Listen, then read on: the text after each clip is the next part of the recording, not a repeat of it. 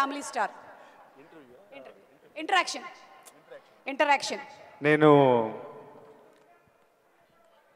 నాకు చిరంజీవి గారు అంటే ఒక రకమైన ప్రేమ. ఓ స్టార్లా కాదు, ఒక ఫాదర్లీ ప్రేమ ఉంటుంది చిరంజీవి గారి తరపున.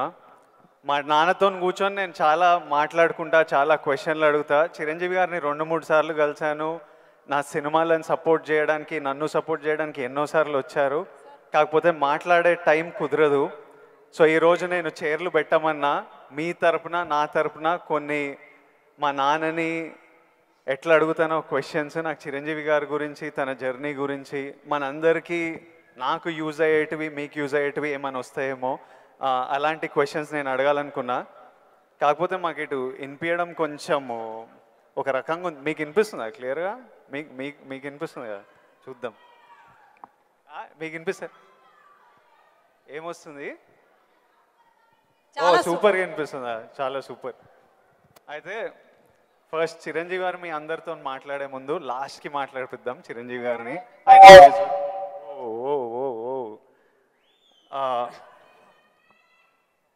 First of all Chiranjeevi garu, we all love you. And అరే చిరంజీవి గారికి పద్మవిభూషణ్ వచ్చింది, అందరూ వేసుకోండి. ఫస్ట్ ఆఫ్ ఆల్ మీకు తెలుసా అసలు ఇండిపెండెన్స్ వచ్చినప్పటి నుంచి ఇండియాలో ఒక 300 మందికి వచ్చింది పద్మవిభూషణ్. అంత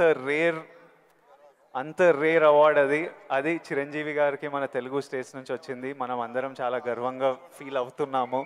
సో చిరంజీవి గారికి చప్పట్లు అందరికి. First of all let's celebrate. Thank you Vijay. ఇప్పుడు చిరంజీవి గారు, నేను క్వశ్చన్లకు వచ్చేస్తా. నాకు చాలా డౌట్లు ఉన్నాయి. ఫస్ట్ ఆఫ్ ఆల్ అంటే నేను మీ ఏవి చూస్తున్నప్పుడు మా అందరికీ మీ జర్నీ తెలుసు. ఆ జర్నీ చూసినప్పుడల్లా మళ్ళీ లోపల ఎమోషన్ కలుగుతుంటుంది. ఇప్పుడు నేను ఈరోజు ఇక్కడ ఉంటానని నేను ఎప్పుడు అనుకోలేదు. ఫర్ ఎగ్జాంపుల్ మా నాన్న మిమ్మల్ని ఫస్ట్ టైం షేర్ చేసినప్పుడు మా నాన్న కన్నీళ్ళు వచ్చేసినాయి. ఎందుకంటే మిమ్మల్ని స్క్రీన్ మీద చూసి ప్రేమించి అదొక ఎమోషన్. ఎస్పెషలీ ఆ టైమ్స్లో అదొక విపరీతమైన ఎమోషన్. అలాంటిది మా కొడుకు వల్ల నేను చిరంజీవి గారితో స్టేజ్ మీద ఉన్నా, నన్ను కౌగిలించుకుంటున్నారు అన్నది ఇంటికి వచ్చిన తర్వాత కూర్చొని మాట్లాడుకునే ఎన్నో రోజుల మొన్నటి వరకు కూడా మాట్లాడుకునే ఇన్సిడెంట్ అది. అంత స్ట్రాంగ్ ఎమోషన్. సో నాకు తెలియదు, మా నాన్నకు తెలియదు మేము ఈరోజు ఇక్కడ ఉంటామని.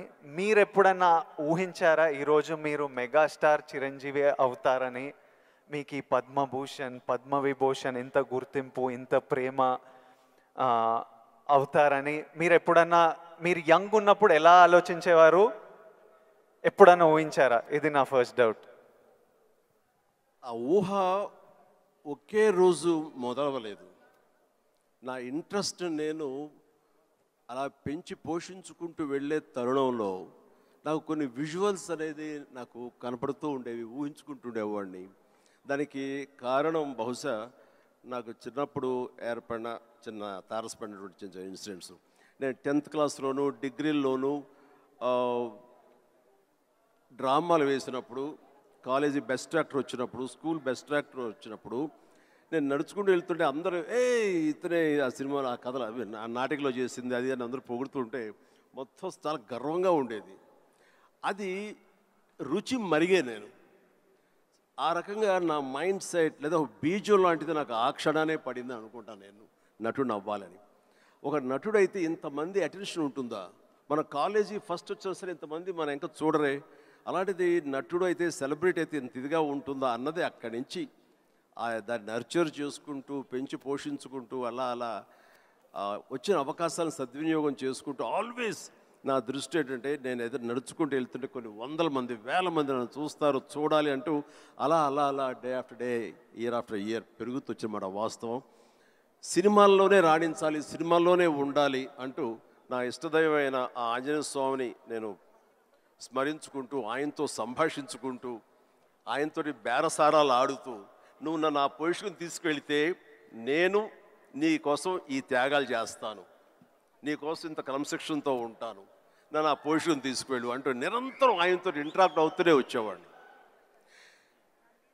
దేవుడు అనేవాడు ఉన్నాడా లేడా అనే దాని గురించి కానీ దేవుని నమ్మకం అనేది పక్కన పెడితే దేవుడు అనేది నథింగ్ బట్ ఈ ప్రకృతి. దేవుడు is nothing but our inner consciousness, అంతరాత్మ. అంతరాత్మకు నువ్వు ఏదైతే ఫీడ్ చేస్తావో, ఏదైతే సో చేసుకుంటూ నర్చర్ చేస్తూ నీళ్లు పోసుకుంటూ పెంచి పోషించుకుంటావో, one day you have to attain that, you have to reach that goal. అదే ఈరోజు జరిగింది. ఇప్పుడు మీరు కాబట్టి నీకు షార్ట్ ఆన్సర్ ఎస్, ఊహించారు, ఈ పొజిషన్ రావాలని ఊహించారు, అందుకే వచ్చారు. మీరు ఓకే స్కూల్లో నటించారు, ఆ ప్రేమ మీకు నచ్చింది, ఈ పొజిషన్ సినిమా మీకు ప్రేమ, సినిమాలో ఈ పొజిషన్కి రావాలనుకున్నారు, ఊహించారు. కానీ ఫస్ట్ టైం ఆ డెసిషన్ మీరు తీసుకొని మీ అమ్మా నాన్న వాళ్ళతోనూ చెప్పింటారు కదా, ఇప్పుడు ఊరు నుంచి సిటీకి రావాలి, నా కెరియర్ ఇదనుకుంటున్నాను అన్నప్పుడు మీ ఫ్యామిలీ వాళ్ళు ఎలా రియాక్ట్ అయ్యారు దానికి? నా అదృష్టం కొద్దీ మా నాన్నగారికి కూడా చిన్న సినిమా పిచ్చి ఉంది. అందుకని ఆయన అందులో రాణించలేకపోయారు. కానీ కొడుకు వెళ్తానంటే ఆయనకి ఇష్టమే, కానీ ఏమో అక్కడ పరిస్థితులు ఎలా ఉంటాయో, ప్రతికూల పరిస్థితులు ఏముంటాయో, తను రాణించగలడా లేదా అన్నది నాకున్నంత నమ్మకం నాన్నగారికి లేక సంశయించారు. లేదు నాన్న, నేను ఖచ్చితంగా వెళతాను, అది ఇది నువ్వు జస్ట్ పంపించు అని అంటే, సరే నాన్న అయితే వెళ్ళు, ఇన్స్టిట్యూట్ చేరతానన్నావు కాబట్టి, టెక్నికల్గా నేను నేర్చుకుని వస్తున్నావు అంటున్నావు కాబట్టి I will appreciate and welcome it.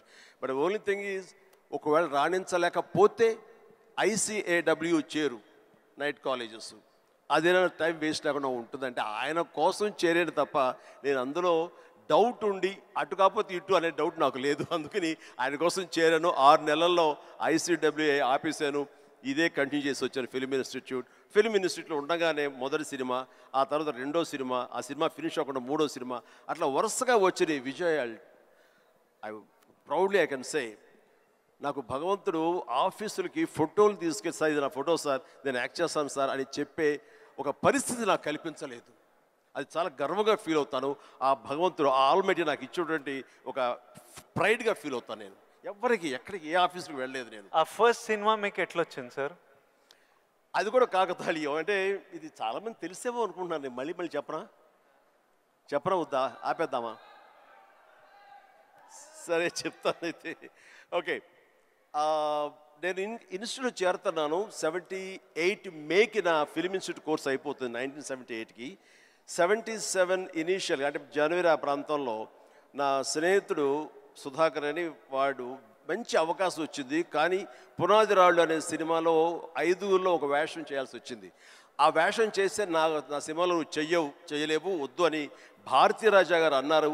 నాకు వెళ్ళి వాళ్ళ దగ్గర నో చెప్పాలంటే భయంగా ఉంది, నువ్వు కొంచెం వస్తే కనుక నేను నో చెప్తాను, కొంచెం ఉంటుందంటే వాడికి భరోసాగా పదర వెళదాం అని చెప్పి వెళ్ళాను. అండ్ వెళితే చేయంటే అదే ఎట్లాగా సడన్గా మేము ఫిబ్రవరిలో పెట్టుకున్నాం షూటింగ్, రాజమండ్రిలో అన్నీ సెట్ చేస్తున్నాం, రాకపోతే ఎట్లాగా అది దానికి లేదంటే నాకు గొప్ప అవకాశం వచ్చింది. కిళకే పోగు రైలు, తూర్పుకు వెళ్ళే రైలు అని ఆ సినిమా తమిళ్లో. అండ్ దానికి సరే ఏమైతే చేయడండి మావాడు, అనవసరం వాడు కెరీర్ పాడు చేయకండి, పదరా అని వచ్చాను. ఆగు ఒక నిమిషం,